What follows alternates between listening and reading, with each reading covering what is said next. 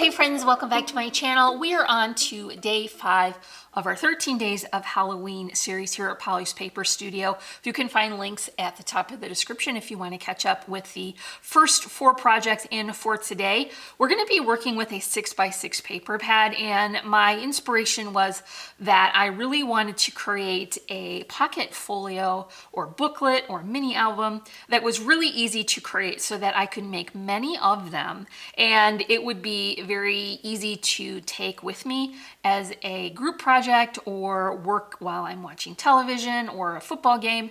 And so that inspired these folios today, and I have 2 completed because it was really that much fun to create. Let me show you the inside of one. So each set of pages has a pocket and a large piece of that fun pattern paper. We've got an insert here that's a 3x4 size, as well as a tag, and each of these will have that similar style of insert. So plenty of room in here for pictures and journaling and other flat mementos and keepsakes. And as I mentioned, it was super fast and easy to make. So if you would like to make one like this for yourself, then stick with me and we'll make it together.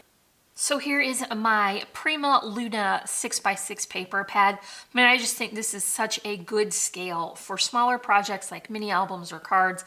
And when you combine them with the full-size cut-apart sheets, you can get all of those great 3x4s and the tags that would be great for tip-ins or additions to your folios. So I recommend the 6x6 paper pad along with the full-size cut-apart sheets. I think that you're just gonna find them much easier to work with. And then I'm also going to use part of this flower set. This is also Prima Luna. I was not sure. I had to re-look it up when I shared this in my haul video, but it was indeed the correct collection. I just didn't find a use for the orangey flowers, but the black flowers and the off-white ones, it worked perfectly for my projects today. And we're gonna start this quick and easy pocket booklet with 110-pound paper. I know that that will help a great deal in keeping this to be very sturdy and give it a little bit of weight. So I've got 4 pieces cut to be 5.5 by 11 1/8. And then I scored it at 5.5 and 5 5/8. So we're only going to get 1/8 of an inch for that spine, and that's why we're going to get away with not having to wrap it, because it is quite a small spine. So I'm going to add my double-sided adhesive to one side and then bring in my Tombow as well. 2 glues is best for things with bendy parts, and this will make sure that it is very secure. Then I will bring my corners together and then line up the side and the bottom. Because these are all cut the same, they will line up perfectly. And as you can see, I have already prepared the other 3 sections. So now we're going to have a booklet here with 4 sections in the center. And then we can begin to work on our pattern paper and cardstock. So because all of the pages are going to have just one size, this is going to be a very easy set of measurements. And the first thing that you want to do is consider if you want to have matching pages, which I typically do. And so I chose the same pattern for these 2 pages and then so on throughout the book. And then another thing that I did to coordinate is I picked one pattern that was going to be my pocket all the way throughout. So that just gives it a little bit of a consistency for these pages. And so I picked that really fun pink and black and white stripe, and I think that really coordinates really well with the other patterns. So when I'm cutting my pocket, I don't usually start with the pocket measurements, but for this particular booklet, I am going to make my pocket out of the pattern paper instead of layering it on the cardstock. And so I want to share the measurements. It's 2 high by 5.5 wide. And so I was able to get 3 pockets out of each one of the 6x6 sheets. So that made it much better use of this pattern paper. So then I came in and I scored it across the bottom at 1/2. And Prima is a very good quality paper, so you don't have to be concerned about it cracking and the core showing. So now that you've got the bottom of your pocket established, you will also have a 1/2 inch score line on the side, and this will depend on what page of the book that you're adding it to. You want it on the right hand side for the right page and the left hand for the left page, because that is what is going to seal up the pocket on the side, and you're going to wrap it around the pattern paper, and then it will be secured between that and the cardstock. So once you have established where that line is, where your scores intersect, just go ahead and clip off that corner, because that will help to reduce some of the bulk. Now you can see that you can wrap those corners around and you'll get your pocket. One last detail I think looks nice is to round this corner. And so I'm just gonna go ahead and punch this. And that just gives it a little bit of a nicer detail. So then you're gonna come in and add your double-sided adhesive to the back. And I've already done that for this particular pocket, and I made this with just those same measurements. I put my double-sided tape on the inside as well as the outside, and I'll show you that in just a second. Let's pull this backing off now. And I picked this really sweet skull and crossbone and pumpkin pattern. I really like that all over pattern, and the scale is so nice for this size of a project. So I want to make sure I keep my direction up, and then I'm just going to work that corner into my score folds. So you can see here that it's going to be positioned exactly where I want it. Now the pocket does not come all the way over, because I don't want to add any bulkiness to the fold in the center. We've only got 1/8 of an inch, so I'm very careful not to make that bulky, or the book may not function properly. So now that we've got our pocket, I want to add more of that tombow, because this is a heavier part, and so I want it to be very secure. And I have already added my tape around the other portion. So let's just put a row of that tombow all along.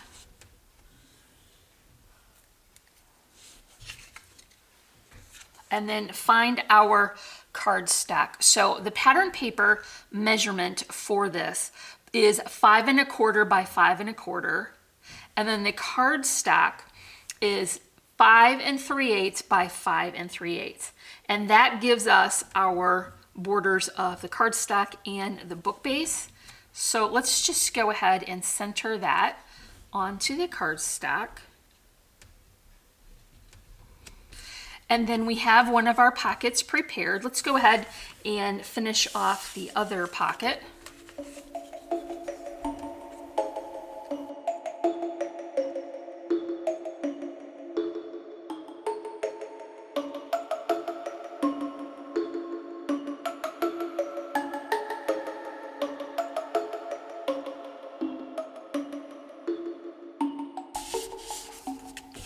Then we'll pull the tape from the back of the cardstock, and then we can adhere them to our book pages.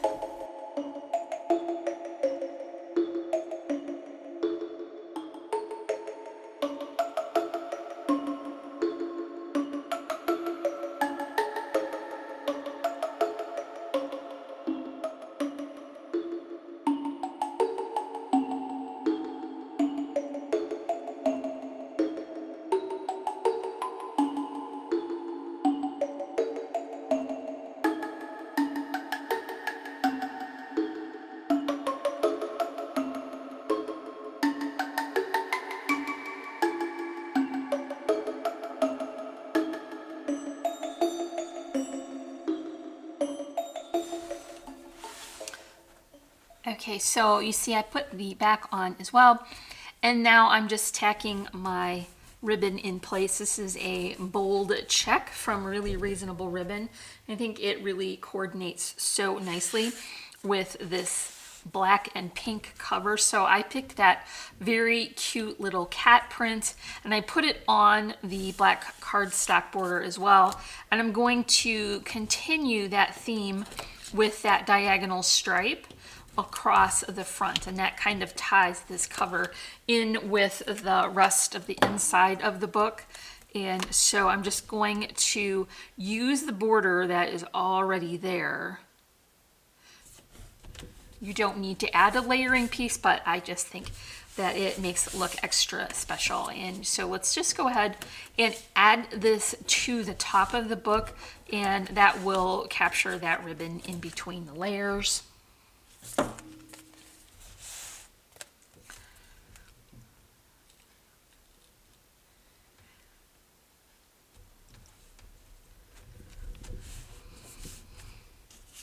I have the sweet little image that I picked from that cut apart sheet. I used a circle die to remove that portion, and instead of my regular white doily, I just chose to cut this circular die cut from Gina Marie Designs with that same black cardstock throughout. So that's kind of a doily and a border all in one. I think I'm just going to offset that from the middle just a little bit to make room for our flowers. So as I mentioned, I am using the Luna flowers that coordinates with this collection. I picked the larger black flower as my anchor, and then I added 2 of these smaller off-white flowers just to kind of balance that size. I put netting in here, and I used the gray cardstock for the leaves just so that I could brighten up this arrangement a little and it wouldn't be quite so heavy in the corner. I also added some die cut stars made with a very pretty glittery cardstock, and then a bow here on the edge, which coordinates with our ribbon closure. So let's go ahead and add that with a little hot glue.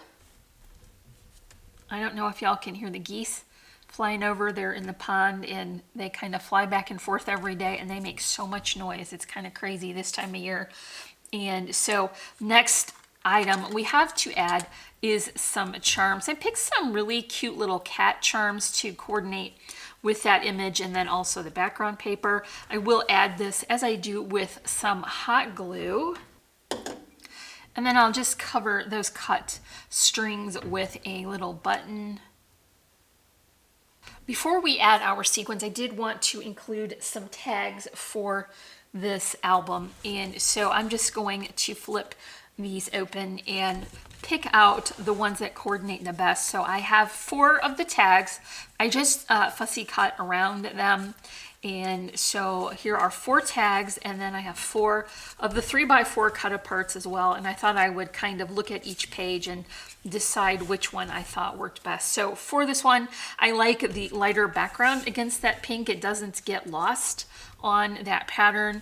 So let's go ahead and pick the black one to go with it.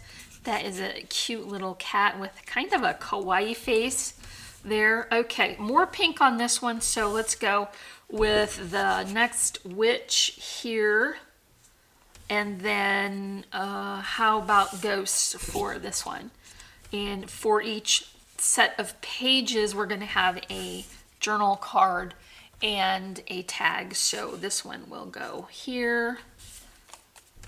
There is a lot of room in these pockets, so if you want to fill them up with pictures and flat keepsakes and mementos, there's lots of space. So one last little witch here for this side, and then one. This pattern has a beautiful foiling effect on that, so that's a little bit extra fancy. Okay, let's go ahead and just tie this up now.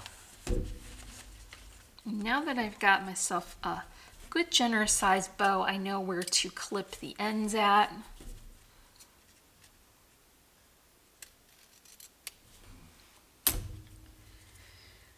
And of course we need sequins because that makes it extra festive for Halloween. I picked some here that are kind of opalescent.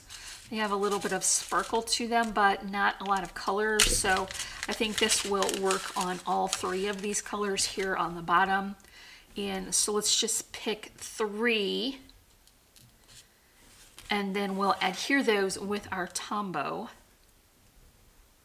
And of course, this is the best time for our question of the day. So, would you rather get a visit from a ghost or a wizard? I'm going to pick wizard because that gives me some strong Harry Potter vibes, and I have already watched 3 of those movies so far. It's not even October yet, but I did have a mini marathon while I finished making the kits for our Halloween. So I've already gotten through 3 and I still have quite a ways to go in my marathon, but let me know in the comments if you would rather be visited by a ghost or a wizard.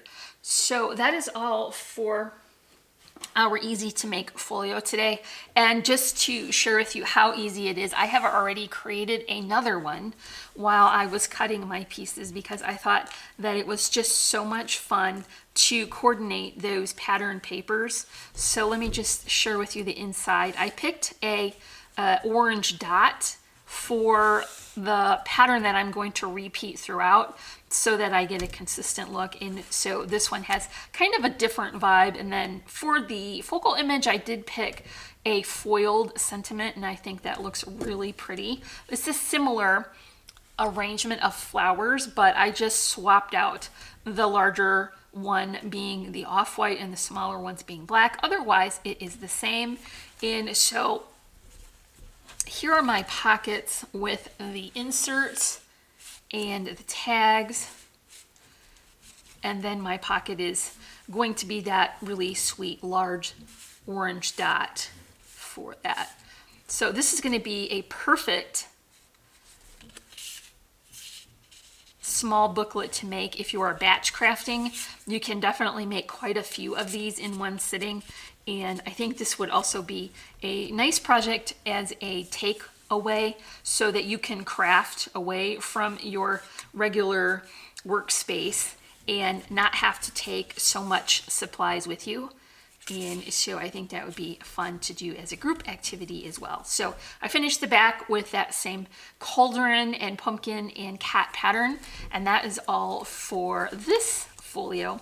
If you enjoyed this tutorial on the very easy pocket folio, make sure that you come back tomorrow for day 6, and don't forget to like, comment, and subscribe. Remember, you can find links for the products that I mentioned in the description below, as well as links for social media sites. And as always, I'm wishing you a happy and productive day, and I thank you so much for watching. Bye.